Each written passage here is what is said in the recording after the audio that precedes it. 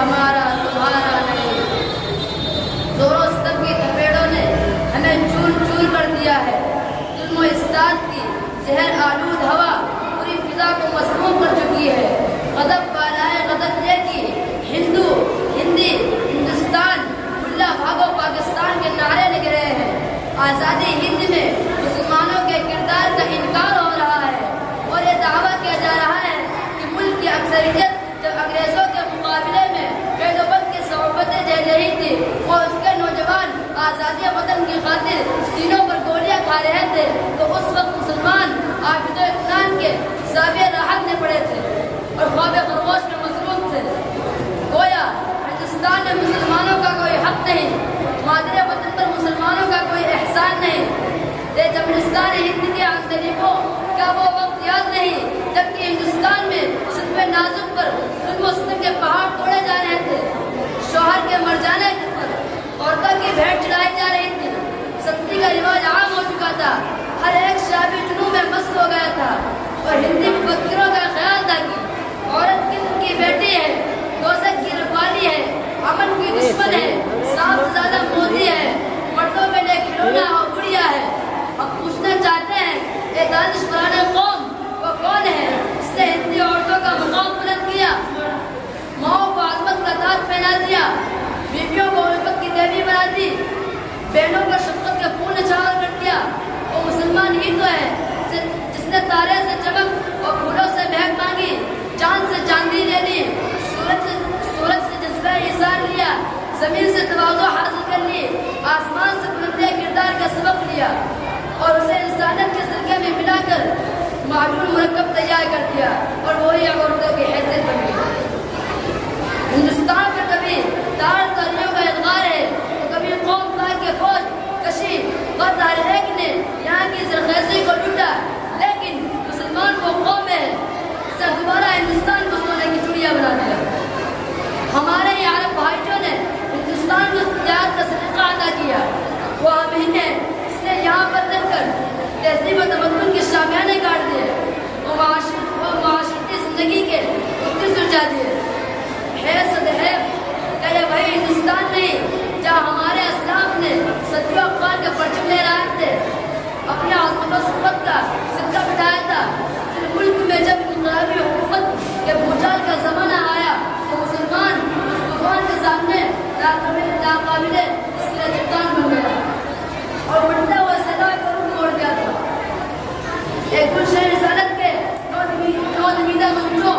آؤ ذرا جنگ آزادی کی تاریخ کو بھی دہراتے جاؤ اور اس شعر کو بھی پڑھتے جاؤ۔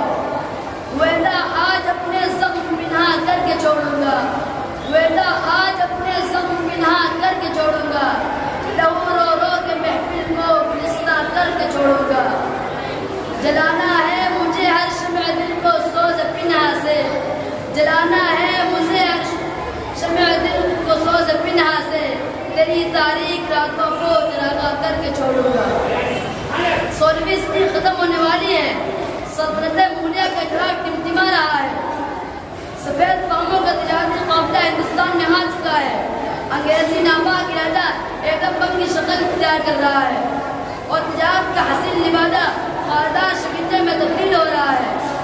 پھر آخر وہ وقت بھی آیا کہ انگریزی ایٹم بم پھٹ گیا، ہندوستان غلامی کے توقع سلاسل پہننے پر مجبور ہو گیا اور رفتہ رفتہ انگریزوں نے امن شانتی کا گلا گھونٹ دیا، وحشت و بربریت کا بازار گرم کر دیا، صفا کی اور درندگی کا ایسا دہانہ کھول دیا اس کے سامنے چنگیز و ہلاکتوں کی چیرہ دستیاں مات کھا گئی۔ مگر کب تک؟ جب ظلم و ستم کا پانی سر سے اونچا ہو گیا اور اس کی آوارہ موجیں قصر اسلامی کی دیواروں سے ٹکرانے لگی، محمد بن قاسم کی عزم، غوری کی غیرت، صلاح الدین ایوبی کی ایمان فراست جاگ اٹھی اور مسلم قائدین کو للکارتے ہوئے کہا، اے قوم کے جیالو، تم وہی تو جس کی عیبت سے صنم سہمے ہوئے رہتے تھے، جس کی عیبت سے صنم سہمے ہوئے رہتے تھے،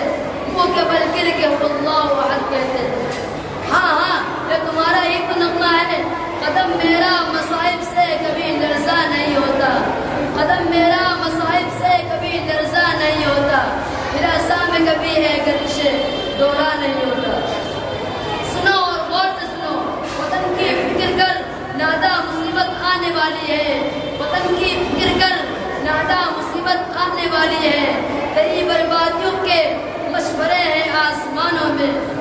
ذرا دیکھ اس کو جو کچھ ہو رہا ہے ہونے والا ہے، ذرا دیکھ اس کو جو کچھ ہو رہا ہے ہونے والا ہے، ذرا کیا ہے بڑا ہے تو کون کی داستانوں میں۔ اس للکار کا سننا تھا کہ مسلمانوں میں نئی روح پیدا ہو گئی اور میدان کارزار میں کود پڑے۔ اے مسلمانوں کے احسان کو فراموش کرنے والوں، تاریخ سے پوچھو کہ تعداد علماء کے گلے میں انگریزوں نے پھانسی کا بندہ کس نے ڈالا تھا؟ کالے پانی کی سرحد کتنی جھیلنی پڑے تھی؟ لوہے کے ٹکڑوں میں کون محفوظ کیا گیا تھا؟ دیکھتی آگ میں کون ڈالا گیا تھا؟ تاریخ تمہیں جواب دے گی کہ مسلمانوں نے جب اعلان جہاد کر دیا، تلواروں کے جھنڈاروں میں مبارکت کو ہنیہ آواز لگانے لگے، آزادی وطن، آزادی ہمارا ہے، آزادی وطن کے لیے تختہ داری بھی مرغوب ہے، سولیے پر چڑھنا بھی گوارا ہے، آئینی سلاخہ بھی منظور ہے، گردوبند کی گھاٹیاں بھی آسان ہے، کیونکہ کبھی مرعوب میں ہوتا نہیں شور سلاسل سے، کبھی مرعوب میں ہوتا نہیں شور سلاسل سے، نہیں ڈرتا کبھی میں قوت باز و قاتل سے، کبھی میں دار پر چڑھ کر وفا کی گیت گاتا ہوں، کبھی میں دار پر چڑھ کر وفا کی گیت گاتا ہوں، کبھی شعر خدا بن کر میں باطل کو مٹاتا ہوں۔